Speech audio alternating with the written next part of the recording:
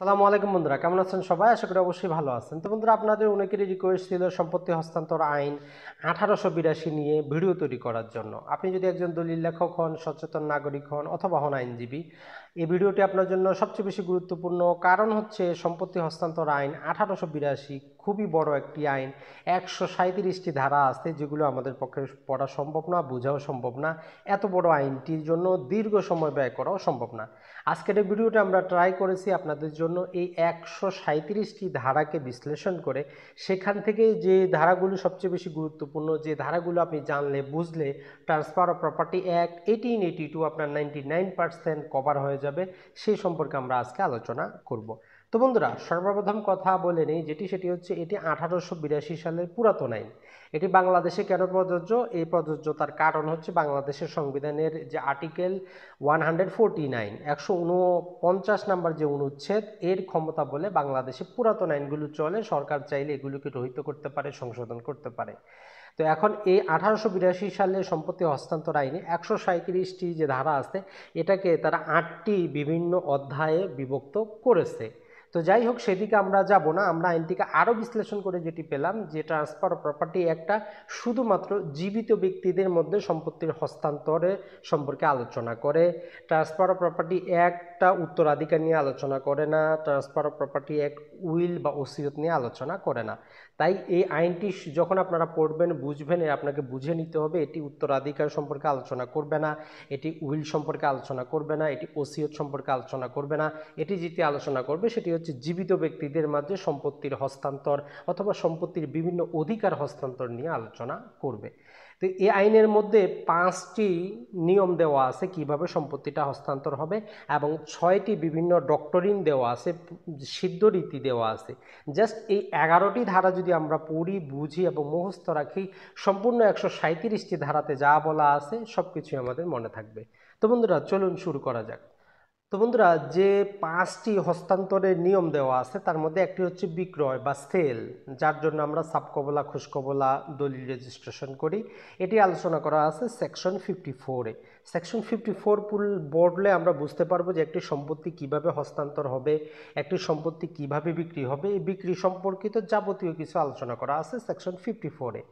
পরবর্তীতে যদি দেখি আমরা সেকশন 58, এখানে আলোচনা করা আছে কিভাবে আমরা সম্পত্তিটা বন্ধক করব, মর্গেজ করব বিভিন্ন ব্যাংক, আর্থিক প্রতিষ্ঠান অথবা কোনো ব্যক্তির মাঝে, অর্থাৎ কত প্রকারের বন্ধক হতে পারে ডিটেইলে আলোচনা করা আছে সেকশন 58-এ। অনেক সময় আমরা সম্পত্তিটা নিজে যখন আবাদ করি না, তখন কাউকে লিজ দিয়ে দেই 3 বছর, 10 বছর, 100 বছরের জন্য। এই লিজের নিয়ম কানুন সম্পর্কে আলোচনা করা আছে সেকশন 105-এ। অনেক ক্ষেত্রে আমরা একজনের সম্পত্তি আরেকজনের কাছে কি করি, বিনিময় করি, যে আমারটা আপনি নেন, আপনারটা আমি নিব। এটাকে বলা হয় এওয়াজ বা বিনিময়। এ সম্পর্কে আলোচনা করা আছে সেকশন 118-এ। এটা ছাড়া অনেক ক্ষেত্রে আমরা সম্পত্তি ভালোবাসা বশত কাউকে কি করি, গিফট করি। এই গিফট সম্পর্কে আলোচনা করা আছে সেকশন 123। তো তাহলে আপনারা দেখলেন যে 5টি মূল বিষয় কিভাবে সম্পত্তিটা জীবিত ব্যক্তির মধ্যে হস্তান্তর হবে, অধিকারটা হস্তান্তর হবে, এই সম্পর্কে আলোচনা করা আছে।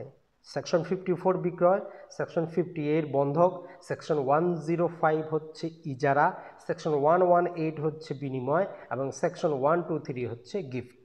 এটা ছাড়া এখন আমরা পড়ব যে 6টি প্রসিদ্ধ ডক্টরিন দেওয়া আছে। এই ডক্টরিনগুলো বুঝে গেলে আপনি যাবতীয় কিছু বুঝে যাবেন। এগুলো আমরা ধারাবাহিক ভিডিওতে পৃথক পৃথকভাবে নিয়ে আসব। নাম্বার 1 ডক্টরিন হচ্ছে সেকশন 35-এ বলা হচ্ছে ডক্টরিন অফ ইলেকশন।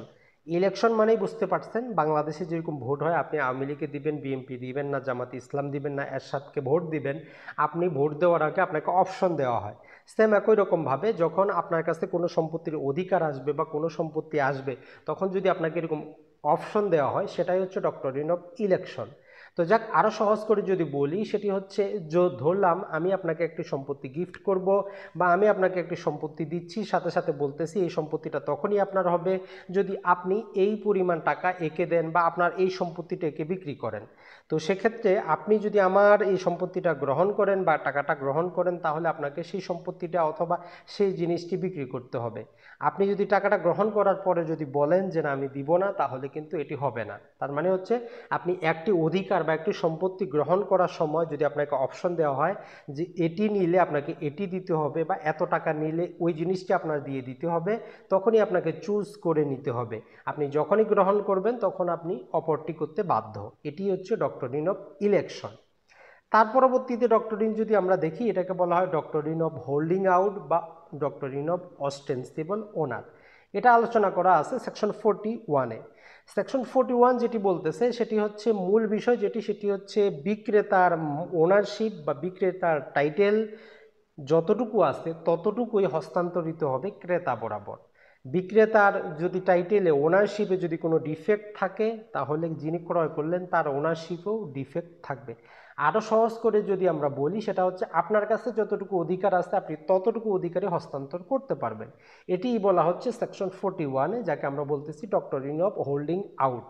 তবে এক্ষেত্রে একটু ব্যতিক্রম হচ্ছে যে ধরলাম এটি হচ্ছে একটি কলম, এই কলমটি আমার কলম কিন্তু এটি আমি আপনাকে দিলাম, আপনি আমার সামনে এই কলমটি আরেকজনের কাছ থেকে বিক্রি করতেছেন, আমি জানি, আমি আপনার সেখানে উপস্থিত ছিলাম, আমি কিছুই বললাম না। পরবর্তীতে যিনি ক্রয় করলেন এই কলমটি, তার কাছ থেকে আমি এটি দাবি করতে পারবো না যে কলমটি আমার, সে বিক্রি কিভাবে করলো। এটি হচ্ছে doctrine of holding out, section 41-এ আলোচনা করা আছে।